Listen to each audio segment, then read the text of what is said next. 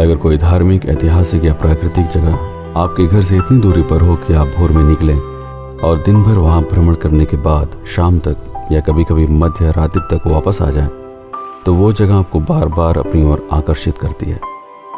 उत्तर प्रदेश राज्य के प्रयागराज शहर से 85 किलोमीटर एवं वाराणसी से 70 किलोमीटर दूर स्थित मिर्जापुर उर्फ विंध्याचल उनमें से एक है। चाहे आपको पहाड़ियां या झरने पसंद हो, शरीर के रोम रोम को रोमांच से भरने के लिए, पुराने ऐतिहासिक किले व पुल जिज्ञासा बढ़ाने के लिए, या धार्मिक भावनाओं को संतुष्ट करने वाले मंदिर, गुफाएं या तालाब, मन को आत्मिक शांति प्रदान करने के लिए, यहाँ पर हर किसी के लिए भ्रमण योग्य कई महत्वपूर्ण स्थान हैं।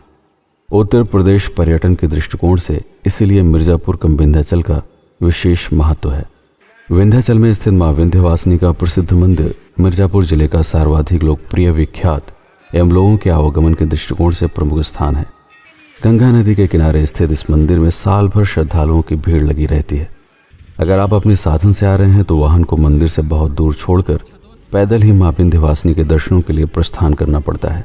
पौराणिक कथा के अनुसार जब वासुदेव ने यमुना पार करके कृष्ण को गोकुल में छोड़ नंद एवं यशोदा की पुत्री को कंस को सौंपने के लिए लाए थे, तब कंस द्वारा पत्थरों पर फेंके जाने के बाद मां विंध्यवासिनी ने अपना रूप धारण कर कृष्ण के जन्म एवं कंस के अंत की भविष्यवाणी की और महिषासुर एवं रक्तबीज का वध करने के उपरांत सदैव के लिए विंध्य पर्वतों के बीच से बहने वाली पतित पावनी गंगा के तट पर 3 रूपों में विराजमान हुई: विंध्यवासिनी देवी, महाकाली एवं अष्टभुजा देवी। श्रीमद् भागवत, मार्कंडेय पुराण, महाभारत, पद्म पुराण एवं शिव पुराण में मां विंध्यवासिनी के विषय में अनेक वर्णन प्राप्त होते हैं। कई स्थानों पर इन्हें मां दुर्गा का स्वरूप तो कुछ जगहों पर पार्वती एवं काली का मायावी रूप कहा गया है। धर्म ग्रंथों के अनुसार मां विंध्यवासिनी को भगवान श्री कृष्ण की बहन के रूप में भी पूजनीय माना जाता है। अप्रैल और अक्टूबर के महीने में नवरात्र के दौरान मां विंध्यवासिनी के दर्शनों के लिए भारी संख्या में लोग यहाँ आते हैं। मंदिर के पीछे ही विंध्यवासिनी घाट है, जहाँ पर श्रद्धालु दर्शन से पूर्व गंगा में स्नान करते हैं। मां विंध्यवासिनी के दर्शनों के उपरांत 3 किलोमीटर दूर श्रद्धालु मां काली के रूप का दर्शन करने के लिए काली खोह की तरफ प्रस्थान करते हैं। रास्ते में मां काली गुफा भी दर्शनार्थियों के लिए आकर्षण का केंद्र होता है। यहाँ से 250 मीटर आगे स्थित है मां काली के स्वरूप को समर्पित महत्वपूर्ण धार्मिक स्थल काली खोह मंदिर। पौराणिक कथा के अनुसार रक्तबीज नामक राक्षस को ब्रह्मा का वरदान प्राप्त था कि यदि उसके शरीर से रक्त की एक भी बूंद जमीन पर गिरती है तो उसमें से लाखों राक्षस पैदा होंगे। भयभीत देवताओं को रक्तबीज के उत्पात से छुटकारा दिलाने के लिए महाकाली रूप का सृजन हुआ। इस रूप के साथ ही माता ने रक्तबीज के शरीर से गिरने वाली हर बूंद को आकाश की ओर मुख करके पान किया। यहाँ पर विराजमान प्रतिमा में माँ का मुख आसमान की ओर होना इसी पौराणिक कथा का सांकेतिक प्रतीक है। काली खोह से 4 किलोमीटर दूर विंध्याचल के पर्वतों पर स्थित है मां अष्टभुजा देवी का मंदिर। अगर आप सीढ़ियां नहीं चढ़ना चाहते तो अपने निजी वाहन के द्वारा घुमावदार सड़कों का चक्कर लगाते हुए पहाड़ के ठीक शीर्ष पर पहुंच सकते हैं, जहां से कुछ सीढ़ियां उतरकर मां विंध्यवासिनी के अष्टभुजा रूप का दर्शन प्राप्त किया जा सकता है, या फिर आकाशीय रज्जु मार्ग या एरियल एयरवेज से भी पहाड़ी के शीर्ष तक पहुंचा जा सकता है। पौराणिक कथा के अनुसार ये वही रूप है जब कंस ने नंद एवं यशोदा की पुत्री को देवकी का 8वां पुत्र समझकर पत्थर पर फेंका था। तब योग माया से उस नवजात शिशु ने 8 भुजाओं वाली देवी का भयानक रूप धारण कर कंस के मन में प्राणों का भय पैदा किया था और कृष्ण के पैदा हो जाने की भविष्यवाणी हुई थी। इस तरह मां विंध्यवासिनी, काली खोह, अष्टभुजा मंदिर, इन तीनों के दर्शनों से एक त्रिकोण परिक्रमा संपन्न होती है।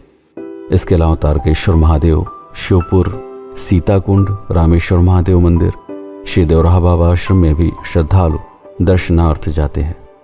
मिर्जापुर रेलवे स्टेशन से 35 किलोमीटर दूर चुनार तहसील क्षेत्र में गंगा नदी के किनारे कैमूर पर्वत के उत्तरी दिशा में स्थित है मिर्जापुर का ये ऐतिहासिक किला, जिसे चंद्रकांता चुनारगढ़ या चरण दरी भी कहा जाता है।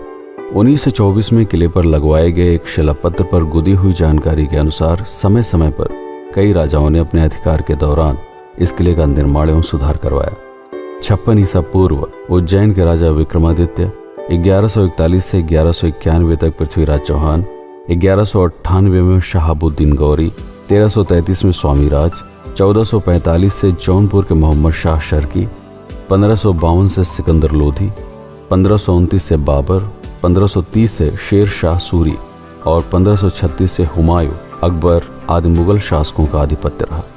इस किले की ऐतिहासिक प्रमाणिकता को देखते हुए उत्तर प्रदेश पर्यटन द्वारा इसे संरक्षित किया गया है।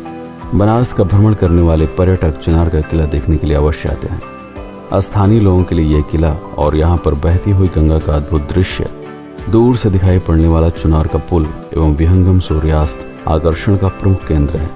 ईस्ट इंडिया कंपनी के सबसे चर्चित अधिकारी मार्कस वीजली ने जिले को बसाने की शुरुआत गंगा नदी के किनारे स्थित बरिया घाट से की थी। यहीं पर स्थित है मिर्जापुर का प्रसिद्ध घंटाघर, जिसका निर्माण 1891 में करवाया गया था। 82.5 डिग्री की देशांतर रेखा मिर्जापुर के इसी भाग से होकर गुजरती है, जिसके आधार पर अंग्रेजों के काल में भारतीय मानक समय की गणना की जाती थी। उजला नदी मिर्जापुर को 2 भागों में बांटते हुए गंगा नदी में समा जाती है। 1850 में बने इस पुल के द्वारा मिर्जापुर के दोनों भागों को जोड़कर यात्रियों एवं व्यापारियों के लिए एक सुगम मार्ग का निर्माण कराया गया। ऐतिहासिक एवं कलात्मक दृष्टिकोण से ये मिर्जापुर की एक अमूल्य धरोहर है। इसकी सुंदरता और भव्यता पर्यटकों को यहाँ पर आने के लिए बाध्य कर देती है। पक्का घाट मिर्जापुर के अमीर व्यापारी भगवान दास उमर वैश्य द्वारा 1872 में इस घाट का निर्माण करवाया गया। यह घाट मिर्जापुर के स्थानीय लोगों के लिए एक प्रमुख भ्रमण स्थली है।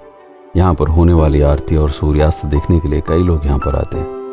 मिर्जापुर रेलवे स्टेशन से 16 किलोमीटर दूर घोरावल मार्ग पर स्थित है प्राकृतिक रमणीय स्थल विंडम फॉल, जहाँ साल भर पर्यटकों का आना जाना लगा रहता है। लेकिन इस झरने में स्नान करने का आनंद लेने के लिए सबसे बढ़िया मौसम है बरसात के दिनों में यहाँ पर आना। चुनार से राजगढ़ रोड पर लगभग 20 किलोमीटर दूर स्थित है सिद्धनाथ की दरी नामक झरना। इसके अलावा सिरसी बांध, मेजा बांध, एडवा बांध, खजूरी बांध आदि भी प्राकृतिक रूप से लोगों को आकर्षित करते हैं। इस तरह मिर्जापुर उर्फ विंध्याचल अपने आप में धार्मिक, ऐतिहासिक एवं प्राकृतिक आकर्षण के कारण पर्यटन का प्रमुख केंद्र है। आशा है आपको ये वीडियो पसंद आया होगा। अगर आप प्रतापगढ़ हब पर आने वाले नवीन दर्शक हैं तो आपसे अनुरोध है इस चैनल को सब्सक्राइब कर लीजिएगा, ताकि भविष्य में अन्य जिलों के बारे में प्रकाशित होने वाले वीडियोस आपसे छूट न जाए। वीडियो को लाइक करना आपकी इच्छा पर है। सोशल मीडिया पर इसे शेयर भी कर सकते हैं। मैं हूं आपका पीके सिंह और आप देख रहे हैं प्रतापगढ़ हब। धन्यवाद।